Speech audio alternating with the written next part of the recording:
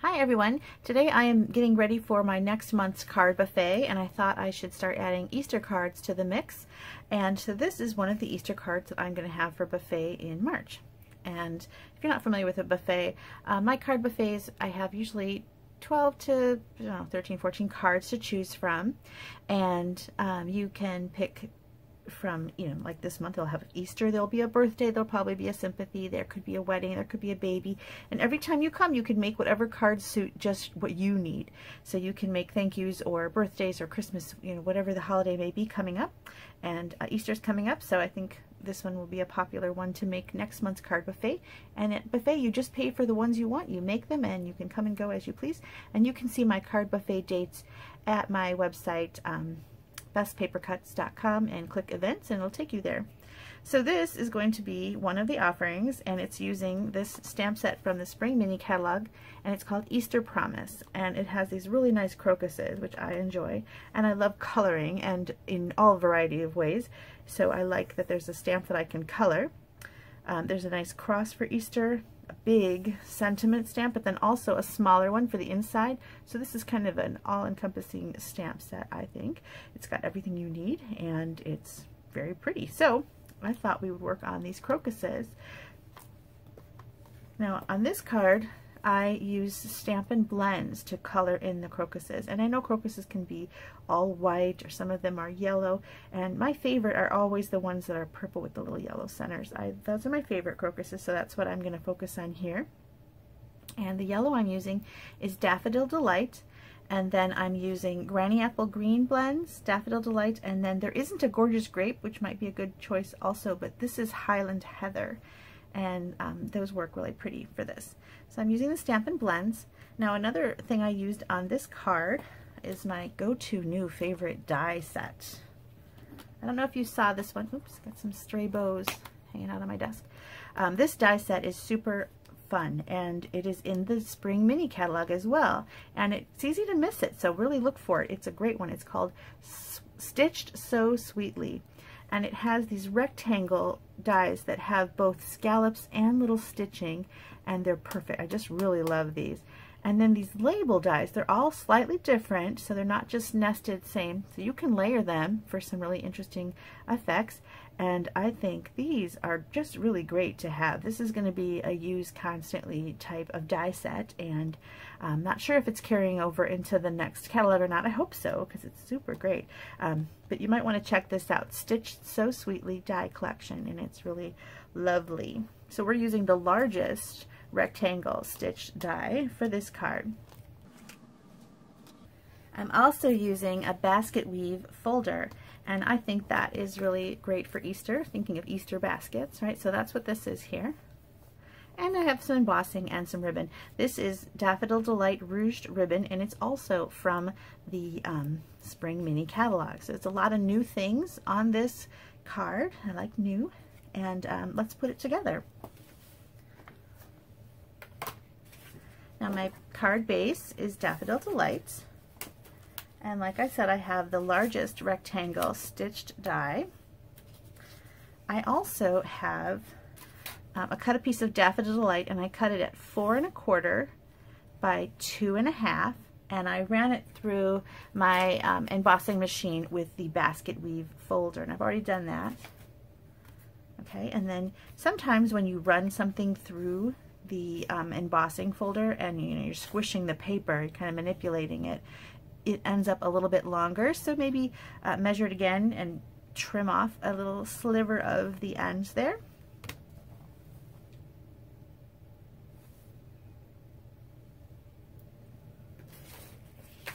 And then for the inside, I cut another piece of Whisper White, and this is 4 by 5 1/4, and this is for the inside. I didn't show you the inside. Let me do that real quick. I added the row of crocuses, the small ones, across the top, and then the smaller sentiment right on top of those flowers. I didn't want to put it all the way on top because it gets confusing to read, so I just had them touching the top, and I think that's still legible, and it's nice to kind of combine that. I think it looks pretty. So anyway, let's make the crocuses. That's the fun part, the coloring, and I want to show you some tips on the blends. Now if you don't have Stampin' Blends, there's so many ways to color the crocuses, and I actually colored them all the different ways I could think of. And I'm going to do a separate video on crocus coloring, and you can see a watercolor version of this card, a watercolor pencil, and markers, the Stampin' Write markers, and the blends. You can kind of see all the different ways that you can color and see which one you like. Maybe you don't have the blends yet, so you can try it out in the markers. And also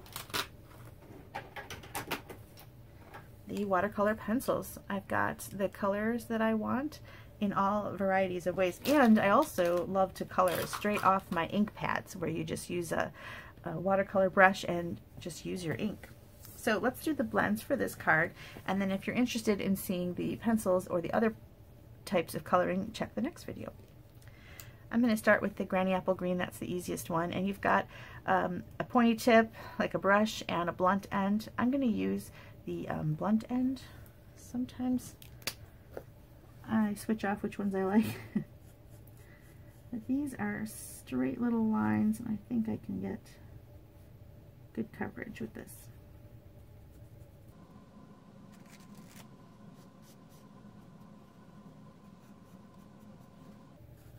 And this is the light Granny Apple Green. And then I'm just going to add the dark Granny Apple Green, just a tiniest little bit. I'm using the brush end because I just kind of want to sweep a little bit of color kind of here and there. It's such a skinny little stem that I don't know that blending is necessary here. I'm just kind of sweeping some darker tones in here.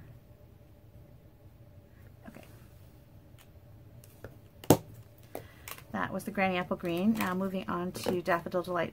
I'm going to use the dark Daffodil Delight. I'm going to use the blunt end, and I'm just going to go in here and get this little stamen here.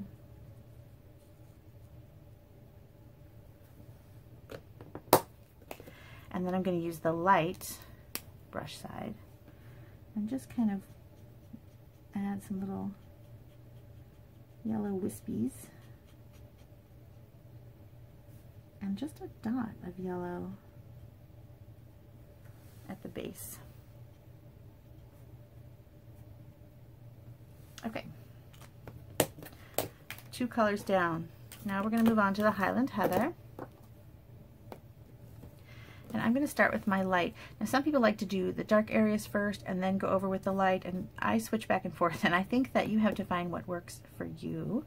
I like starting with my light, and I'm going to do 1 flower at a time.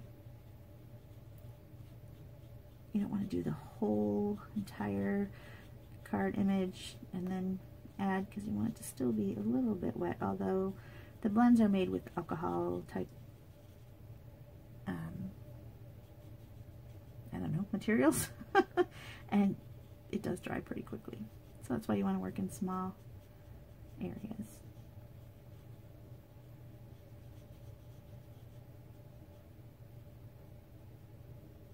Okay, so I added 1 layer, and then I'm going to go and add some dark with the dark Highland Heather. But this time I'm not going to go all the way down. I'm just going to do the tips and the edges, and maybe these little lines here.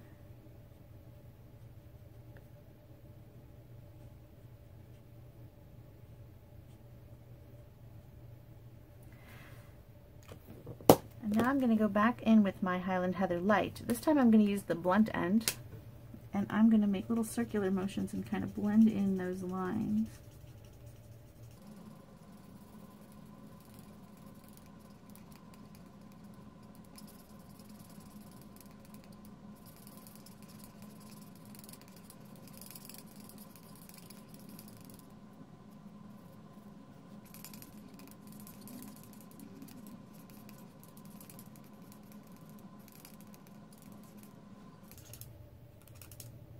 And you can take a look at it and decide if you need some more darks or more lights. I think I need to go a little lower.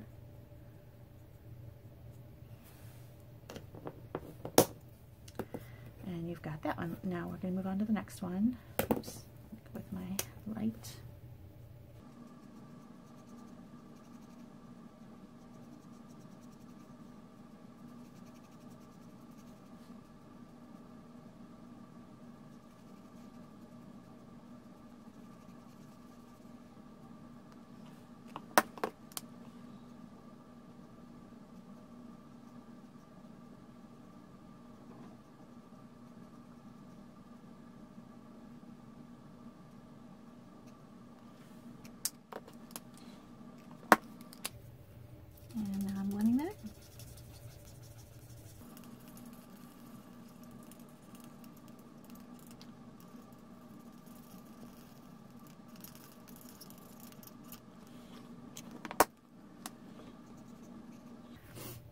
Okay, now for the last one, we're looking at the inside, and I want to treat it just a little differently.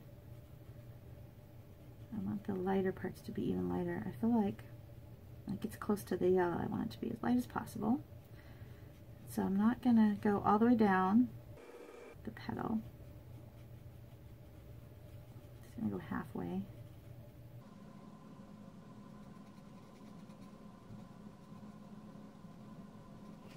Okay.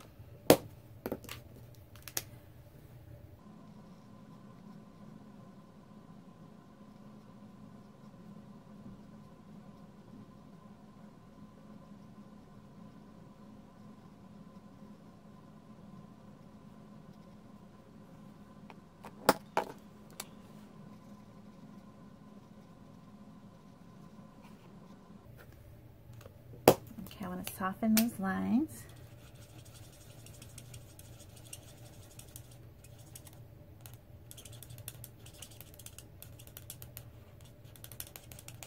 And then I want to soften the line where the white meets the purple and the yellow. So I'm going to use my color lifter, and I'm just going to kind of go over that line between the colors just lightly, and it's kind of going to fuzz it out a little bit.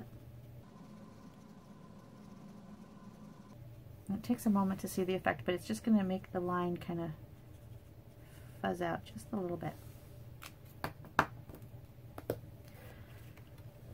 And it's starting to fuzz. Now you can go in and add more darks if you think it's necessary, but let's go ahead and make our card.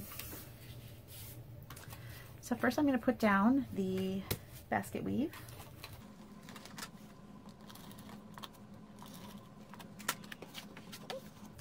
I'm going to go right up to that score line and lay that down. And then I'm going to put down my scalloped rectangle.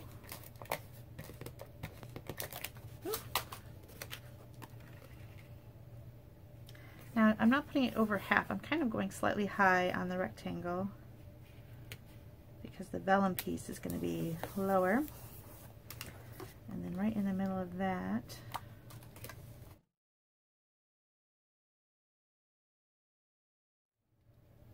my cute little crocuses. Okay, now the next piece is our vellum Happy Easter. And I have a little scrap vellum here and some Versamark.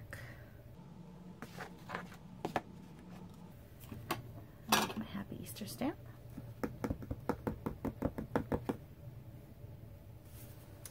Now I want to go kind of high on my piece of vellum here. I'm going to trim it after I've got it done. I'm actually going to make 2 of these because I need another card.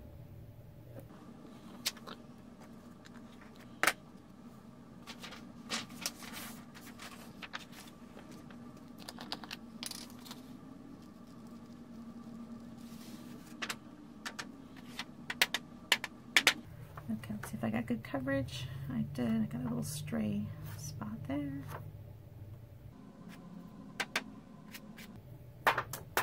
Okay, I'm going to heat that up.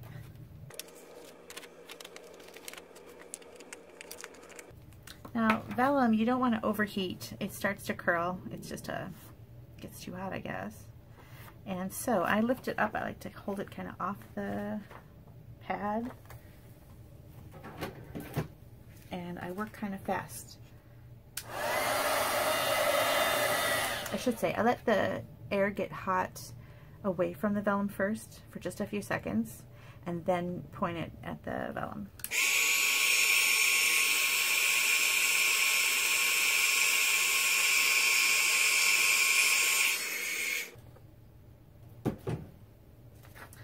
Okay, no warping.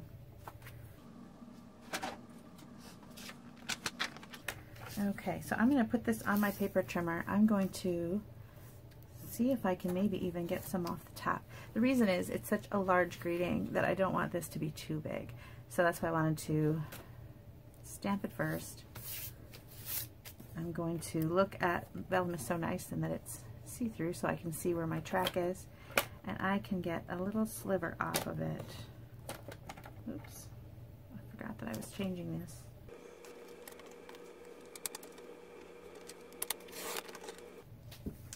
Okay, and then I can get to the very bottom dip of the T. It's just slightly under, let's see, 2 inches, but I'll measure it as soon as I cut it so you have an idea.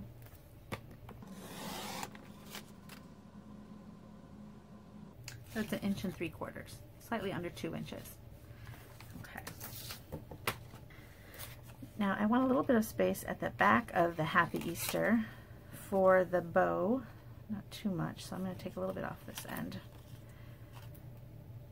And then I want to make a little pointed flaggy end here. And how I do that is I go up the middle, oops, and you can measure that if you want. I'm going to eyeball it. And then I meet that middle, like so. And I just trim some off if I think it's too long.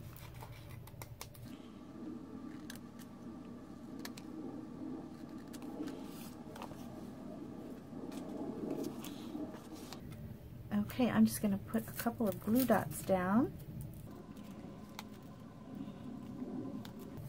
and lay my Happy Easter right over the bottom part of the crocus. I don't want to go too high.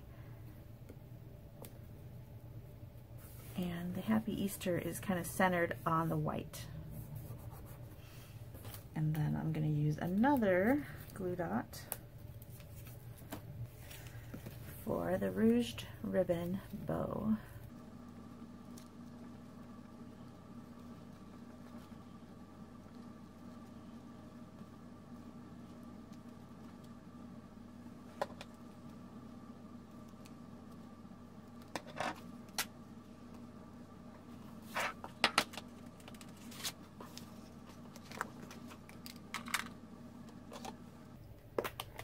Now the inside is, like I said, Daffodil Delight.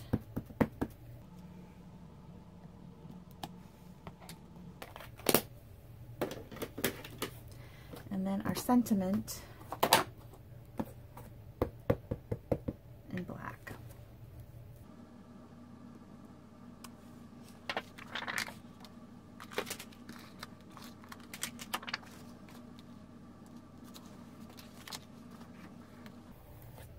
And there you go, there's our Happy Easter card. If you're in my area, I'd love to see you at a card buffet. If not, check back to my Facebook page and join me there. I have lots of ideas on my Beth's Paper Cuts idea sharing group or Beth's Paper Cuts business page. And you can also check me out at my blog and subscribe to my channel and come back again. Thanks so much for watching. I hope you like my Easter card made with the Easter Promise stamp set. Thanks for watching. Bye.